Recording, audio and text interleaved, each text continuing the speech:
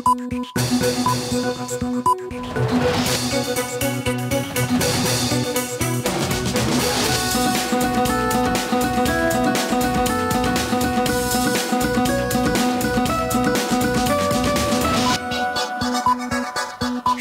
স্বাগত মাছরাঙা সংবাদে। আপনাদের সঙ্গে আছেন ফারহানা পারভীন। অন্তর্বর্তী সরকারে আরও কয়েকজন উপদেষ্টা যুক্ত হচ্ছেন। নিয়োগ পাচ্ছেন অর্থনীতিবিদ ডক্টর ওয়াহিদুদ্দিন মাহমুদ, সাবেক সচিব আলী ইমাম মজুমদার এবং ফাউজুল কবির খান এবং অবসরপ্রাপ্ত লেফটেন্যান্ট জেনারেল জাহাঙ্গীর আলম। বঙ্গভবনে বিকেল 4টায় তারা শপথ নেবেন বলে জানা গেছে। শেখ হাসিনা সরকারের পতনের পর গেল 8ই আগস্ট ডক্টর মোহাম্মদ ইউনূসকে প্রধান উপদেষ্টা করে অন্তর্বর্তী সরকার গঠিত হয়। প্রধান উপদেষ্টা সহ এই সরকারের সদস্য সংখ্যা এখন পর্যন্ত 17। নতুন 4 উপদেষ্টার শপথ নিলে সদস্য সংখ্যা হবে 21।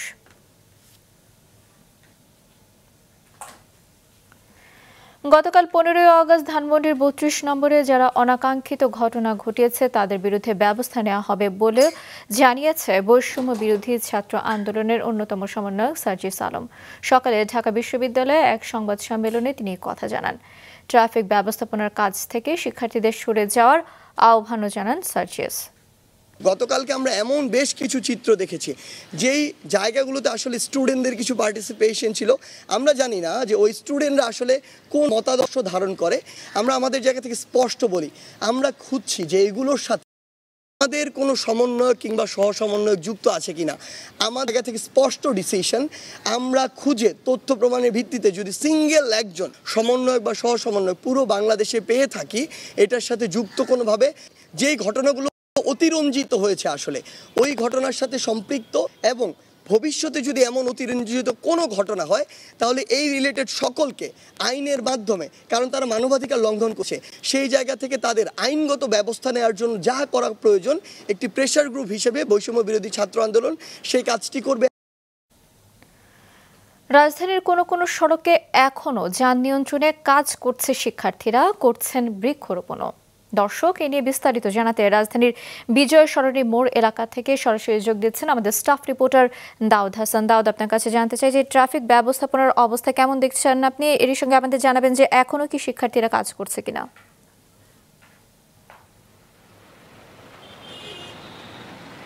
ফারহানা, আসলে রাজধানীর যে ট্রাফিক নিয়ন্ত্রণের অচলাবস্থা সেটি কাটিয়ে ঘুরে দাঁড়িয়েছে। অর্থাৎ রাজধানীর যে প্রত্যেকটি পয়েন্টে আমরা ট্রাফিক পুলিশের পর্যাপ্ত পরিমাণ সদস্যের উপস্থিতি লক্ষ্য করছি।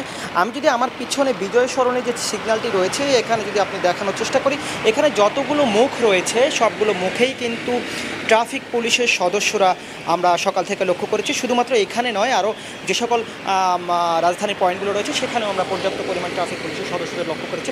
আরেকটি বিষয় জানিয়ে রাখতে চাই, আসলে 5 তারিখের পর থেকে রাজধানীর ট্রাফিক শূন্য হয়ে পড়ে শিক্ষার্থীরা মূলত রাজধানীর ট্রাফিক নিয়ন্ত্রণের যে দায়িত্ব সেটি পালন করে আসছে। আজকেও কিন্তু তেমনটি আমরা দেখছি, তবে শিক্ষার্থীদের সংখ্যা খুবই কম। প্রথম দিকে আমরা যেরকম প্রত্যেকটি পয়েন্টে প্রতি রাস্তার গুরুত্বপূর্ণ মোড়ে মোড়ে এবং ছোট ছোট গলিগুলোতেও কিন্তু আমরা শিক্ষার্থীরা দেখেছিলাম যান চলাচল নিয়ন্ত্রণের জন্য, কিন্তু সেটি এখন অনেকটাই কমে গিয়েছে। গুরুত্বপূর্ণ পয়েন্টগুলোতে কিছু পরিমাণ শিক্ষার্থীরা আমরা লক্ষ্য করেছি এখনও থাকতে।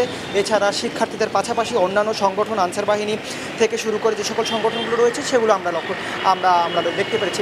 আমরা শিক্ষার্থীদের সাথে জানার চেষ্টা করেছি তারা কতদিন নাগাদ আসলে রাস্তায় থাকবে। তারা আমাদেরকে যেমনটি জানিয়েছে, আসলে যান চলাচল পুরোপুরি নিয়ন্ত্রণ ট্রাফিক যখন দায়িত্ব নিয়ে নেবে তখনই তারা। দাউদ, অসংখ্য ধন্যবাদ আপনাকে। দর্শক, বিজয় সরণি থেকে রাজধানীর ট্রাফিক ব্যবস্থাপনা সম্পর্কে জানাচ্ছিলেন দাউদ হাসান। জনসাধারণের সঙ্গে অশোভন আচরণ করলে দোষী সেনা সদস্যদের বিরুদ্ধে আইনানুগ ব্যবস্থা নেওয়া হবে। গতরাতে এক সংবাদ বিজ্ঞপ্তিতে আন্তঃবাহিনী জনসংযোগ পরিদপ্তর ISPR এ কথা জানিয়েছে। বিজ্ঞপ্তিতে বলা হয়, বিভিন্ন সামাজিক যোগাযোগ মাধ্যমে সেনা সদস্যদের কতিপয় ব্যক্তির সঙ্গে অশোভন আচরণের কয়েকটি ভিডিও প্রকাশিত হয়েছে। এ ধরনের ঘটনা সম্পূর্ণরূপে অনাকাঙ্ক্ষিত, যা বাংলাদেশ সেনাবাহিনী কখনোই সমর্থন করে না। ISPR আরও জানিয়েছে, ইতিমধ্যে দোষী সেনা সদস্যদের শনাক্ত করার কার্যক্রম প্রক্রিয়াধীন। তথ্য উপাত্ত বিশ্লেষণে দোষী প্রমাণিত হলে সেনা সদস্যদের বিরুদ্ধে আইনানুগ ব্যবস্থা গ্রহণ করা হবে। হত্যা মামলায় 10 দিনের রিমান্ডে নিয়ে শেখ হাসিনা সরকারের উপদেষ্টা সালমান এফ রহমান এবং সাবেক আইনমন্ত্রী আনিসুল হককে জিজ্ঞাসাবাদ করছে গোয়েন্দা পুলিশ। একই সঙ্গে সাবেক ডেপুটি স্পিকার শামসুল হক টুকু, সাবেক ডাক, টেলিযোগাযোগ ও তথ্য প্রযুক্তি প্রতিমন্ত্রী জুনায়েদ আহমেদ পলককেও রিমান্ডে নিয়ে জিজ্ঞাসাবাদ করা হচ্ছে। দর্শক, এ নিয়ে বিস্তারিত জানাতে রাজধানীর মিন্টু রোডের ডিবি কার্যালয় থেকে সরাসরি যোগ দিচ্ছেন আমাদের সিনিয়র রিপোর্টার মাহমুদুল হাসান। মাহমুদ, আপনার কাছে জানতে চাই যে জিজ্ঞাসাবাদে কি কি তথ্য পাওয়া যাচ্ছে এবং এর সঙ্গে জানাবেন যে এই বিষয়ে কোনো তথ্য আপনি জানতে পেরেছেন কিনা।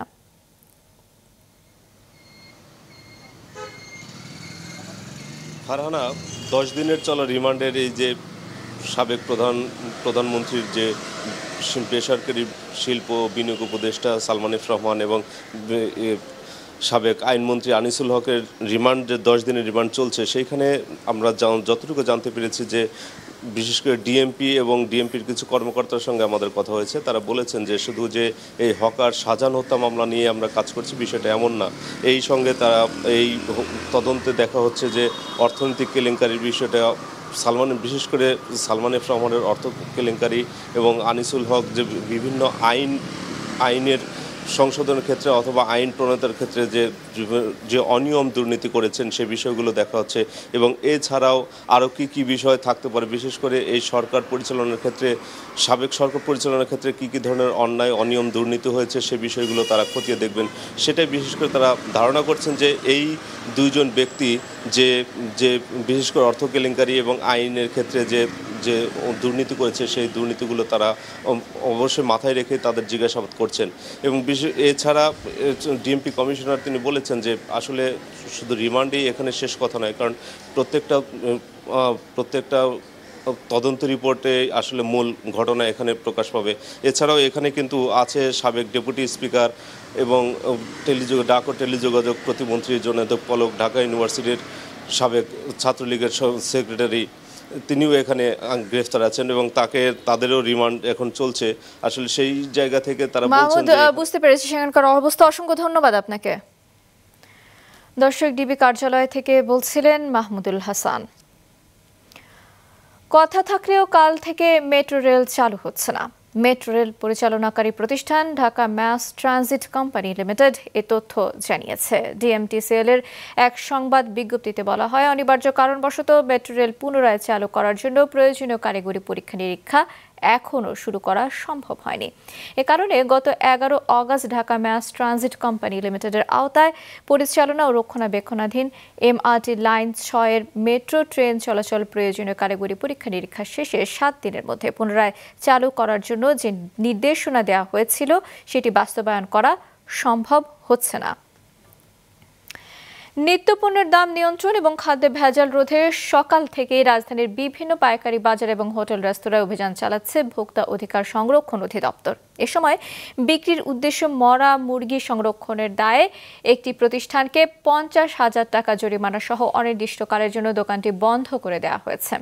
সকাল থেকে রাজধানীর কারওয়ান বাজারে অভিযান শুরু করে জাতীয় ভোক্তা অধিকার সংরক্ষণ অধিদপ্তর। সে সময় আল্লাহদান চিকেন হাউসে মরা মুরগি পাওয়ায় জরিমানা করে বন্ধ করে দেওয়া হয় দোকানটি। এদিকে আজ বাজারে 10 টাকা কমে 150 থেকে 160 টাকা দরে ব্রয়লার মুরগি বিক্রি হতে দেখা গেছে। সোনালী মুরগির দর 250 টাকা। এছাড়া বাজারে দিনের ব্যবধানে কেজিতে 100 টাকার মতো বেড়ে 300 থেকে 350 টাকায় বিক্রি হচ্ছে কাঁচামরিচ। সরবরাহ সংকটে অজুহাতে কেজিতে 10 থেকে 15 টাকা বেড়েছে সব ধরনের সবজির দাম। আর মাসখানেক আগের দরেই বিক্রি হচ্ছে চাল, পেঁয়াজ, আদা, রসুন সহ মুদিপণ্য। দর্শক, বাজার পরিস্থিতি সম্পর্কে বিস্তারিত জানাতে রাজধানীর কারওয়ান বাজার থেকে সরাসরি যোগ দিচ্ছেন আমাদের স্টাফ রিপোর্টার রঞ্জিবুল মিজান। মিজান, বাজারে পণ্য সরবরাহ এবং দাম কেমন দেখতে পাচ্ছেন আপনি?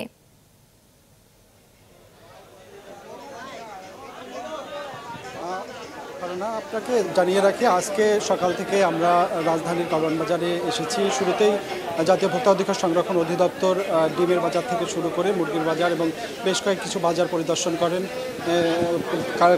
করেন। এর পাশাপাশি তিনি কিন্তু বেশ কিছু অনিয়মও দেখেন। সে অনিয়মের অভিযোগে কিন্তু ইতিমধ্যে বলেছেন যে একজনকে জরিমানা এবং দোকান বন্ধ করে দেওয়া হয়েছে। এর বাইরে গত একদিনের ব্যবধানেই কিন্তু মরিচের দামও ব্যাপক বেড়েছে। বিক্রেতারা বলছেন যে সরবরাহ সংকট, পণ্য আসেনি, যার কারণে কারণে দাম বেড়েছে। এর বাইরে যে ধরনের সবজিগুলো রয়েছে সে সবজির দামও কিন্তু 10 থেকে 15 টাকা বেড়েছে। তবে এখন পর্যন্ত তাদের একটাই অজুহাত যে সরবরাহ সংকট। ছাত্ররা তদারকি করছে, ভোক্তা অধিকার তদারকি করছে, যার কারণে উৎপাদন স্থলে দাম বেশি, পণ্য সেই পরিমাণে তারা কিনে আনতে পারছে না বলে এই দরটা বিক্রি আমাদেরকে যেটা জানিয়েছেন। মিজান, ধন্যবাদ আপনাকে। দর্শক, কারণ বাজার থেকে বাজার পরিস্থিতির খবর জানাচ্ছিলেন রঞ্জিবুল মিজান। এ ছিল এখনকার মতো। ফেসবুকে আপডেট পেতে ভিজিট করুন মাছরাঙা টেলিভিশনের পেজে, ইউটিউব চ্যানেলেও দেখতে পারেন আমাদের সংবাদ প্রতিবেদন এবং অনুষ্ঠান। আমাদের পরবর্তী সংবাদ দুপুর 2টায় দেখার আমন্ত্রণ রইল।